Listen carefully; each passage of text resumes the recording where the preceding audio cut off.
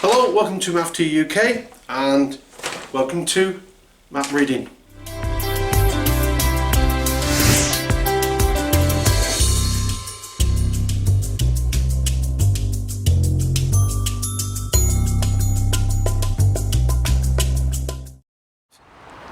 Stay tuned to this video, reason being, as on the way back from doing that last bit of recording, I thought I'd have a look out for some deer. There's lots of deer around here, roe deer especially, and I've seen some and I've got some on footage, so stick with it and wait till a little bit later on.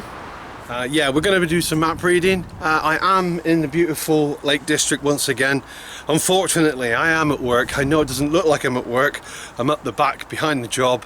The lake in front of me looks a bit like this. In the distance there you will see Coniston, or Coniston Old Man as they call it, and currently in cloud, which is a very good point, which leads me on to why I'm here in the first place. Map reading is a vital skill for anybody who wants to be outdoors, and I know you can open up a map, you can look at it and you can say, yeah, that's where I am, that's where I need to go, but can you really? What do you know about maps? Do you fully understand how to read them, what the symbols mean? Maps are different all over the world. I've used maps all over the world myself, in Canada, America, France, Europe for most of you, and over in the desert too. So I have used maps in various places all over the world, and I can assure you they're different, slightly different everywhere you go, but the fundamental basics are the same, and that's what you need to grasp and that's what you need to understand. But before we do that, let's look at the different types of maps that we've got. Well, you can get the standard paper map, which is bought off the shelf like this one. This isn't the Lake District, it's somewhere in Scotland.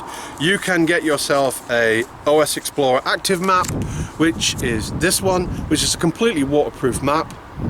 So you don't need to worry about map cases or anything.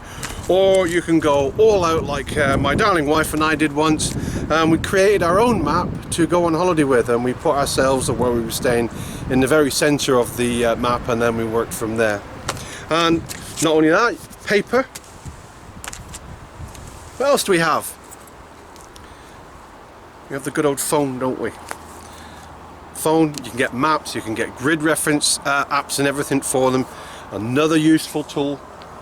But more importantly, and I don't know any serious walker or person that spends any amount of time outdoors, I don't know anybody who doesn't carry GPS with them. Mine is a Etrex 30 Garmin. I do think these are fantastic pieces of equipment, and I think they all are, but they all have pros and cons. And let's quickly look at some of the pros and cons for each item, starting with the basic map. So here we go, basic map. Very informative, very clear, precise. This is a 1 in 25,000 to a scale. Brilliant for locating yourself, brilliant for orientating yourself, brilliant for following, brilliant information. Downside, well, downside.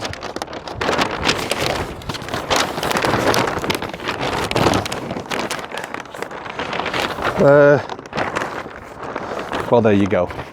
That's one of the downsides, isn't it? Trying to maintain a map in a windy condition is now impossible. So that's one of the problems with a paper map. Secondly, it's paper. This is the Lake District. I wouldn't dream of coming to the Lake District without a map case for this, and even then I'm starting to reduce myself down in size and visual area that I can look at. Secondly, bulk, weight. If you're doing a long walk, like you do in America, those long trails, you know, days and days and days, you're going to cover maybe 3, maybe 4 maps. I mean, that's a lot of weight to carry, a lot of weight, so you got to think about that. Now, take your map case away. Let's look at the waterproof map. This is a waterproof map. Absolutely fantastic. A little bit more pricey. I don't know what I paid for these. You can go online, you can get places, and they're much, you know, they are reduced. This one also comes with a mobile download. If you focusing on that. You can see the mobile download. I've never actually done that yet, so that's something I should do in practice, I guess. Again, brilliant. You're not too bothered now about the rain, weather, or anything. It doesn't make any difference. It's not going to affect this map. However, weight. Twice the weight of a standard map. And if you've got 3 or 4 of these with you in your kit, you know, we're talking quite a lot of weight, quite a lot of bulk, and that can be another downside to this type of navigation aid map. Another type, phone, the good old trusty mobile phone. Fantastic. Just an all-in-one, isn't it? You know, you can have your maps on there, you can charge it with solar panel, so you can walk out for days with your little solar panel. Wait, you know, brilliant.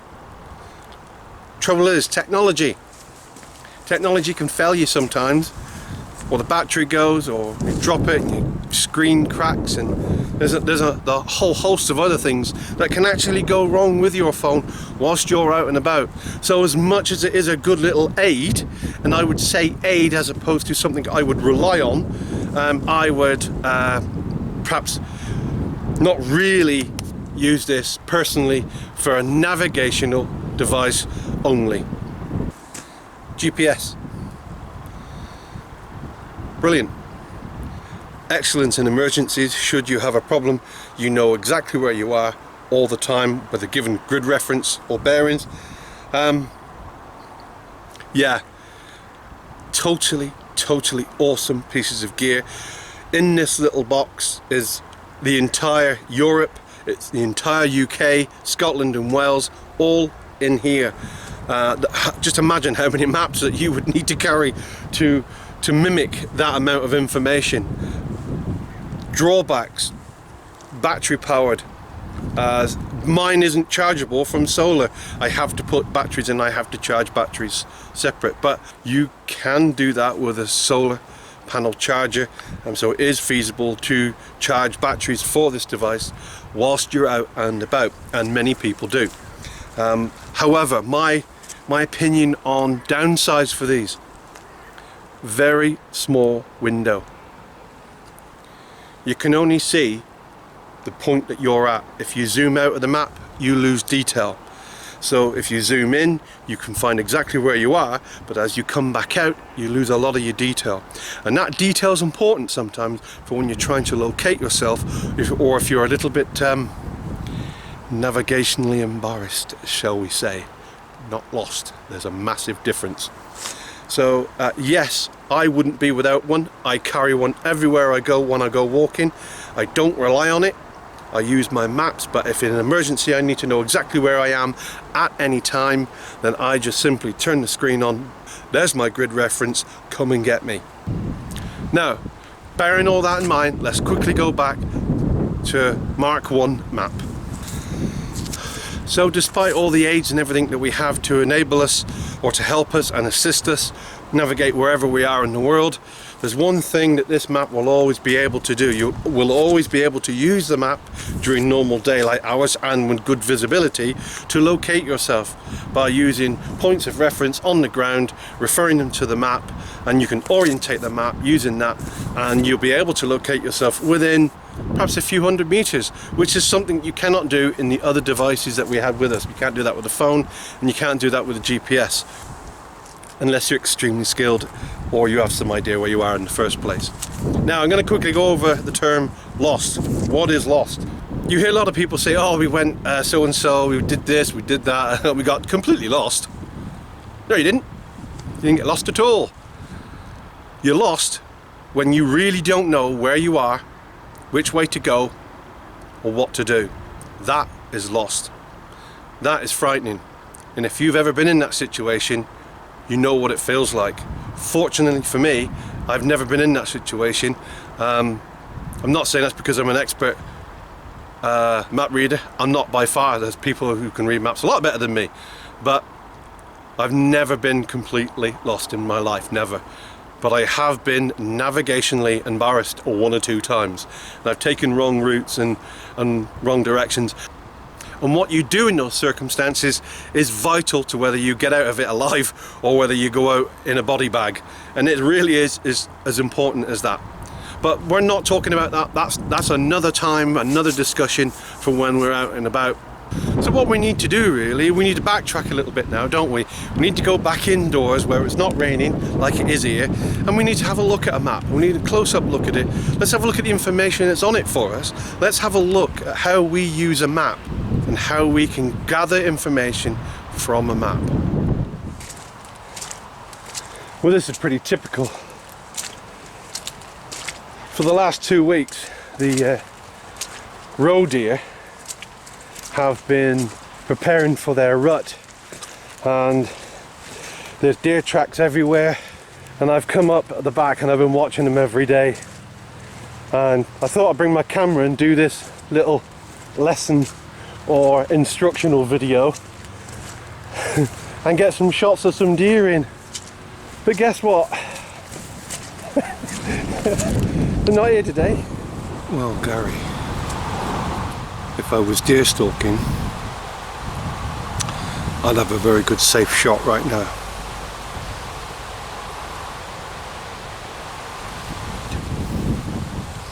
It can't smell me. It certainly can't hear me. And it's 70 meters away. There's a buck around here too. Let's see if I can get a better shot. Look.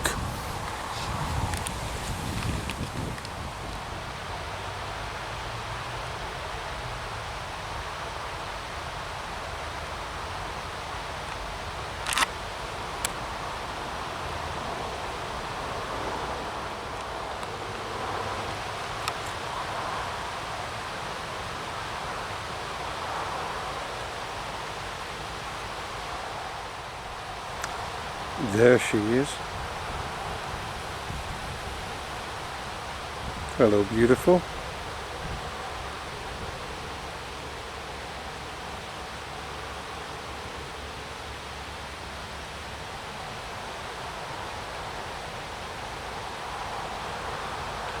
There's definitely a buck around here.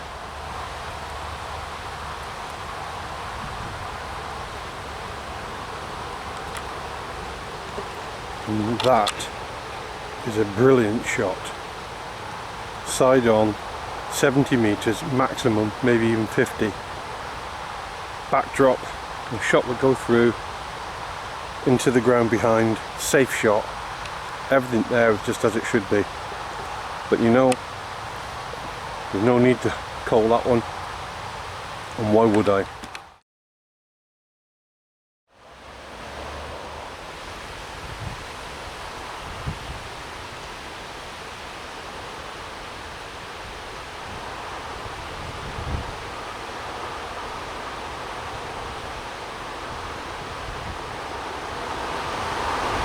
Right, I'm gonna move.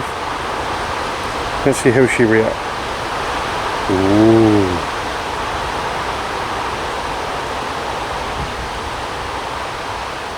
She's got her eye on me. She thinks she knows what she can see.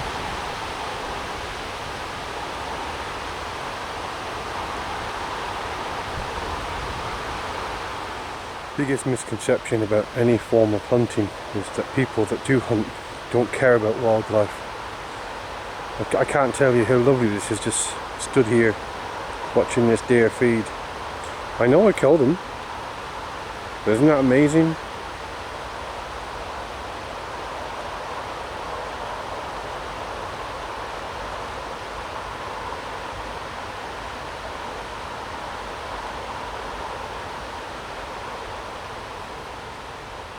So how do I know what map to get? I'm going, let's say, well, every year I go to Scotland, and I'm going to go a different place, and I need a map. So rather than just turn up in Scotland at a cottage somewhere in the middle of nowhere, I will recce it. I will make a plan. I will look at some local walks. Karen and I spend a lot of time planning our walks and making sure that they are within our capabilities and everything else that we do. And for that we need to know location, where we're going, how long we're going to be there for, and sort of distance we're travelling, and how many maps I'm going to need. And I can buy sometimes up to say 4, maybe 5 maps just for a single holiday, and that is because we've planned to go to this location, that location, this location, that, and therefore I need those maps to cover it. But that's what we will do. We don't just rock up and off we jolly well pop. No, absolutely not. No, it's all planned. And we do that by first of all looking at the location, and if you look at our map over here you will see how well you can identify the area that we're going. So let's do that first of all. So on this particular map we can see that we're in the west coast of Scotland. If you look at the segments, each segment has a different number in it, and that different number corresponds to the map number. So we're looking at 377. If I turn this over, on the top there, map number 377. A little bit higher up, I'll hold it, you can see both sides of the map, what each side is showing. So we have one side and the other side, and that's how basically how you choose the right map for the area. So if we were going to Bridge of Orchy, which is we did, we actually in this time we actually stayed in this Glen of Orchy here, which I've got a video out. And this is why I have this map. Going to Scotland in March, I need a waterproof map. Yes, of course I do. And that's why I got this active map. So what other information do we get from the cover or back of the map? Well, we can also have some routes, some trails, etc., and some mountain passes. We will see on the front again our mobile download, our map number, and of course the information telling us where we are, and also, just as important, the scale of the map. Is the scale of the map important? Well, it depends on how much detail you want from it. If you're using a road map, or you're going through lots of footpaths and roads, and you don't really need to see the contours, if you know what a contour is, then a 1:25 isn't really the most suitable map for you. You probably want a 1:50. That shows a lot less detail but a larger area, so you can get a lot more map for the money, if that makes any sense. However, if you require detail, if you are going to be on your foot and you're going to be tabbing around, and you need to be able to identify trees, paths, whether it's got a fence along the side of a road, or whether it's a road unfenced, or cattle grids, and there are a million things information that you can get from maps just by looking at what details drawn on the map. Is a topographical picture of the ground. So whatever's on the ground, the map will have it drawn on. That's how they work. So yeah, more detail 1:25,000, less detail 1:50,000. 1:50 ideal for driving around in your car. Yeah, that's fine. 1:25 if you are really active, getting in there, getting into the mud, and walking around. That's the difference. That's why the scale is important. Okay. What other information do we need from a map? Well, we need to know how old it is. There are many occasions where this map I've got hung up here behind me is actually 10 years old. I know since this map has been created, new roads have been put in. That's just the way it is. But you wouldn't know that looking at the map. So you've got to make sure that your maps are up to date. If I was to go to the Lake District, I wouldn't take that map. That map to me is 10 years too old. And I would try or go to online and look at the latest date for that map and see what was produced and when. That's what I would do, which is why, pros and cons. You could have the only map, could be an old one, but your GPS will be up to date if you've updated it. So you see there are pros and cons. You should always use them together anyhow. Don't just use one, use the both. I use a map and GPS. I can't go wrong. He says, touch wood. On this map then, how do I know how old it is? In this particular case, it's down here in the bottom corner. English Lakes, southeastern area. 2008. 10 years old. That's how I know. And it also tells me the scale of the map there as well, 1 to 25,000. Going along the bottom of the map, we have things like scale for kilometers and miles. The grid squares that you will see, and we'll come on to grid squares later, are always kilometer, not miles. Very rarely do you see maps now with miles on, usually kilometers. But let's have a closer look now along the bottom of the map to look at some of the information that you can glean from the key. Any code or any information given to you by the map is usually called a key to the map. We're not treasure hunting. So there is our initial information. Please excuse my wobbly hands, I am doing this freehand. And as we pan across, we will see our road information, what roads are what, how they are named, colours, etc. We will see our railways, our public rights of way, other public access information, danger areas, managed access. I mean, all the information that you need to understand symbols. Any symbol that's written on this map will be covered in the key. So it just goes on and on and on and all the way to the end there. All different symbols, but not forgetting the scale. As we look here, you will see 1 to 25,000, but also behind it we have our meters, kilometers, and underneath that miles.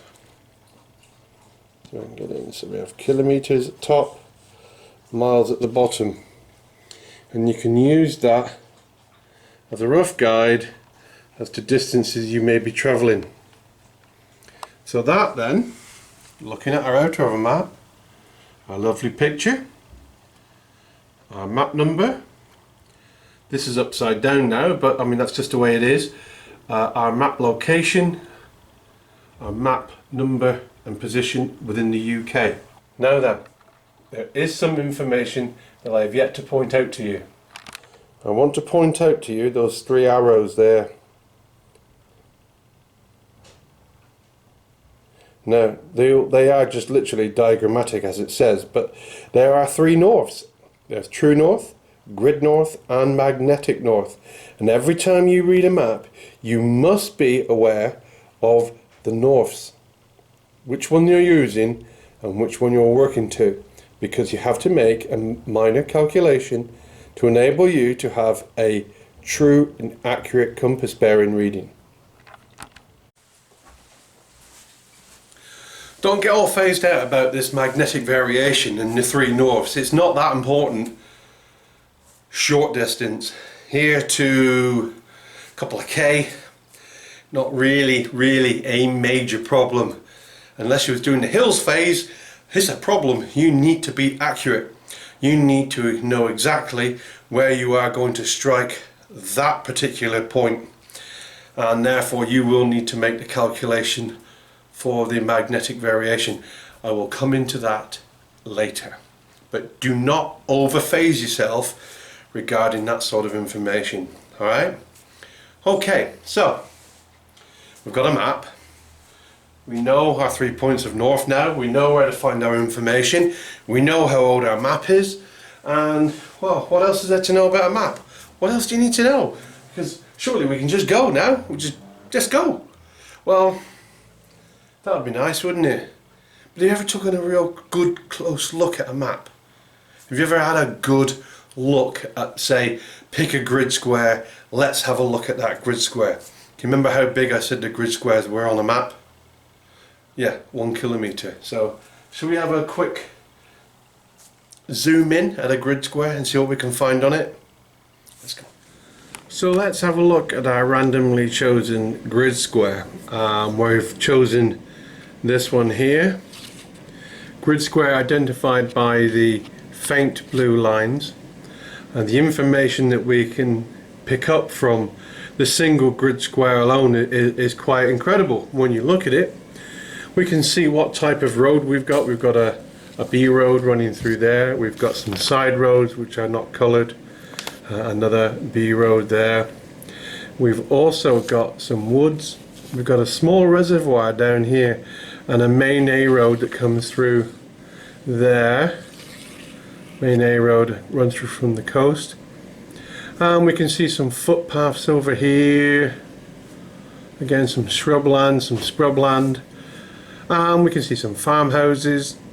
We can see our pub, our post office, our 16-meter spot point, which is there. We also have a church with a spire. How do I know that's a church with a spire? It's a cross with a solid circle. That means if you was looking down on it, all you would see was a circle, not a square. If it was a tower, it would be a cross on top of a square, but that is a circle. And that's some of the basic information that we can glean straight away. But to someone like myself who looks at this, I can see a lot more. I can see the spot heights at 16 meters.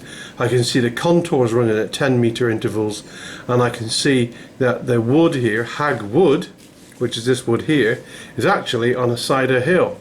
It starts off at 10 meters and rises to approximately 45 meters above sea level. So that wood is on a hillside. At the bottom of the hill, which is Wellhouse Farm, there is a small reservoir which will run down to sea level. And that basic information, all that taken from that single grid square, I can see that just by looking at it. I can get a mental picture in my mind that if I was stood at the reservoir and I wanted to walk up to this tracked stone circle up here, then I'm going to be climbing at least just short of 80 meters from the reservoir. That's a considerable little climb. And the way I would go would keep the well farm on my left, the woods to my right, and follow this path up here. If we wanted to know what those little circles meant, all we would simply do is look at our key and it would tell us. And because I've not got the memory, these little green circles here mean this is a alternative route with public access.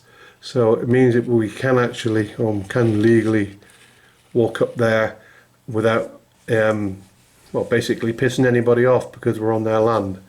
That depicts public access. Okay? Now then, if you can't see what I can see, our 10 meter, 20, 30, 40, 50, 60, 70, 80, 90, and we're nearly at with that grid line there, that contour line there, sorry, is 100 meters above sea level. How does that actually look on the ground? Well, what I've done, even though I did randomly choose this square, I did make a little picture of it, and that picture looks a bit like this. So looking at our little sketch now, I can show you sort of relatively in a simple format how that land would actually look. And I've never been to this place. So here we have our sea level, our reservoir, and then shortly after the reservoir finishes we start to climb. The first 5 meters there wouldn't really be shown on a map, but the first contour line of 10 meters is shown at the base of the wood. And we also know, looking, you know, if you look back, that we've got a sort of bit of a road that sort of runs along there as well. Now, there's also a road that runs up towards our spot height. So 20 meters, 30 meters, 40, 50, 60, and so on. So our trees are on the side of a hill, the road is at the bottom of the hill, there's a reservoir at the bottom, and then we have our sea level. Now then, if it was a circle, it would look very similar to this very weird shaped target here. 10 meters, 20, 30, 40, 50, 60, and 70. So if you can imagine the layers of a cake, each one getting progressively smaller as we go, that's how the contours work. I hope that's clear. Looking at a particular grid square, I can get a lot of information from that one grid square alone, including the shape of the land, the lie of the land. And to me, someone who's used maps since I was 12 years old, I love maps. I see maps as 3D images. When I look at a map, it rises out of the ground. I see it in 3D. I don't look at a flat picture, and that's how I read a map. So when I'm looking at this map behind me on the wall, or when I have looked at it in the past, I see the contours, I see the valleys, and I see the re-entrance, and I see the cliffs, and because of that experience, I always manage to find my way a good route rather than a difficult route. And it makes it important for you to be able to understand what it is you're looking at. Without understanding what it is you're looking at, you cannot make a plan. It's no good when we move on to compass bearings, just sticking a bearing and a straight line and going, that's where we're going to go. Because you may cross 3 valleys and 2 mountains to get to that location, but all you actually need to do is go round. And those are later lessons. But we've got to talk about the 3 norths. We've got to talk about what do they actually mean and how it all works. So let's go back to the map now. Let's have a look at what I mean by grid north, magnetic north and true north. Just before we go any further, I just want you to notice in the corner of the map there is a very faint Sierra Delta letter sign, so SD, Sierra Delta, marked just here on the map. Now on any map you will see running up the side of a map there will be a series of numbers, and these numbers running from the bottom of the map to the top of the map we call northings. Numbers that run from the bottom of the left of the map to the right of the map in sequence, so 30, 31, 32, etc. These are called eastings because they are heading east, they are heading north. Now one good thing for you to always remember is you always crawl before you walk, and that we'll come back to later. Eastings, northings. So it's all very well having our lovely grid north, but how does that work within the whole scheme of things? Why have we got 3? Well, our grid north is directly related to the meridian line and everything else that's going on, the grids that you see on most globes. True north is a direction to the North Pole, and then you have magnetic north, which is purely and simply where your compass always points. The magnetic north changes, which is why we need to make calculations on a regular basis, because every year it either increases or it decreases depending on what part of the world you live in. So in America I think it's called the declination, the magnetic declination, as opposed to our magnetic variation, and they are slightly 2 different things. They are not the same thing, and I'm not going to go down the overseas across the water high guys explanation because I'm not 100% au fait with it, and I'm not going to pretend to be either. But it is similar, but it's not. It can get confusing if you try and compare the 2 together.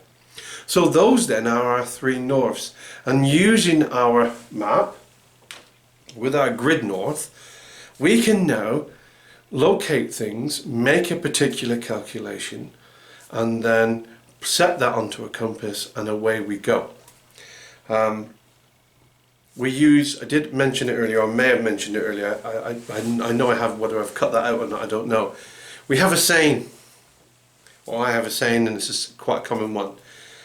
If you're going from a grid bearing to a magnetic bearing, in other words, if you are taking a bearing from a map and then you're going to march on it from onto a compass, then grid to mag, add. If you are going from a magnetic bearing and you want to transfer that bearing down onto your map, then you go from map to grid, you get rid. So the magnetic variation from grid to mag, add, from mag to grid, get rid. You may have heard that before, you may have not, but that's how you remember whether you should add or subtract the magnetic variation. And again, don't get too carried away with it. It may only be just a few degrees, and if you are using a 360 degrees compass as opposed to a Mills compass or any other type of compass, then the adjustment is so minute, and if you're only going a short distance, it might not be even relevant. If you set your bearing, you can see where you want to go. Perhaps you don't need to, but you must know how to, just in case you do need to one day. Okay, that then is the three norths explained about as easy as I possibly can. We're getting close to the end of this first video on map reading because it can be a little bit overwhelming, and we're going to move really on to grid references, and we're just going to do a basic 4-figure grid reference before we close play today. In using the conjunction with SD and using our northings and eastings, we can pinpoint a particular 1 kilometer grid square within our map. I'll turn around, I'll point at the map, and we will do a 4-figure grid reference to that point. So that point's going to be there.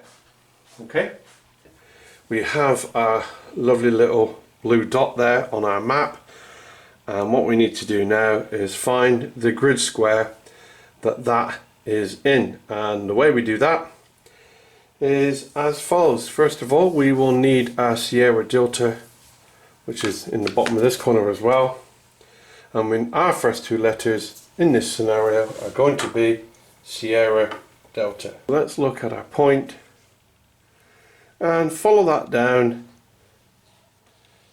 till we come to our first set of numbers, which in this case is actually the bottom of the map. Now, one thing that you must always know is that the grid square that we choose is always a bottom left hand corner, and I'll explain a little bit more of that in a minute. We've done our crawl now. What we need to do now is do our walk, and we are going to follow all our grid squares up until we come across the one which is directly under our chosen location, which is there. So we follow that along, and yes, we can see that this location that we've chosen is underneath the bottom and to the left hand side of the grid square, so that would be 79. So we now write down 79. That grid reference to that square is Sierra Delta 3679. Sierra Delta 3679. We crawled along the bottom when we got our number 36. We then walked up the map and we got to number 17 to 79. You might not believe it or not, but we've come actually quite a long way. Map reading is a huge subject, and for you to start this morning, or how many minutes ago, I don't know how long this video is going to be, but for you to start at the very, very beginning, and what is a map, to taking your first grid reference, it is quite a leap. And a lot of you, that may be water off a duck's back, and maybe it is. I get maps, I really do get maps, I understand them, and when I look at one, it's 3D to me, it's not a flat piece of paper. And if you can understand that and get that into your mind too, then I've really, really moved you forward from what you thought a map was to what you think it is now listening to me. And if you can understand the contours and how the ground rises out of the ground, and how I looked at that little wood and I could see it was on the side of a hill next to a reservoir, those are the important things. That's what makes you choose your route, select a route which enables you or your team, and if you're leading a team, the last thing you want to do is that, when you can do that. So I hope you enjoyed that. We have come a long way. It's time for me to edit all this stuff now and see what I can get out of this, and I hope it becomes, or I hope it is interesting. If you did find it interesting, please leave me a thumbs up, or I would love a comment. You know I enjoy comments, good or bad, I'll answer either way. sort of. But yeah, please comment. If you've never come across me before, check out some of my other videos. I'm not usually this sensible, but hope you enjoyed that. And choosing the right route is vital for you to get to where you want to be at the right time, feeling like you haven't drained all of your resources on the first day. See you next time. MAFTU UK. See you later. Thank you very much. Bye bye.